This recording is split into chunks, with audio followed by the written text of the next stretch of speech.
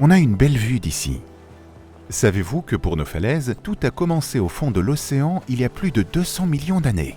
Différentes couches de sédiments s'y sont accumulées au cours du temps et ont fini par apparaître sous la déformation du sol, provoquée par des mouvements tectoniques. L'érosion a ensuite sculpté peu à peu les falaises, et c'est toujours le cas aujourd'hui. L'érosion des côtes rocheuses est un phénomène irréversible. D'une falaise à une autre, la forme, la hauteur, la constitution des roches peuvent être très différentes. Les mouvements de terrain, principale manifestation de l'érosion, diffèrent également par leur nature et leur volume, en fonction des caractéristiques des falaises.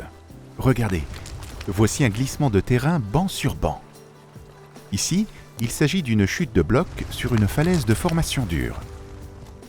Les facteurs à l'origine de l'érosion d'une falaise rocheuse sont nombreux. Au sommet de la falaise et dans la pente, il y a l'écoulement des eaux de pluie, le vent et le gel. Et à son pied, l'impact des vagues. Il y a aussi les travaux de terrassement, les rejets d'eau de ruissellement quelquefois incontrôlés. Et oui, l'homme a aussi sa part de responsabilité sur la fragilisation de nos côtes. Et il en est souvent le premier impacté.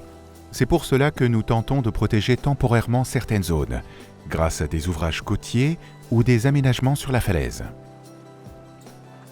L'érosion des côtes rocheuses est inéluctable et on peut craindre qu'à l'avenir, ce phénomène s'aggrave avec les conséquences du changement climatique. Anticiper le recul pour s'adapter est essentiel, car c'est ainsi que nous pourrons continuer à vivre durablement sur le littoral.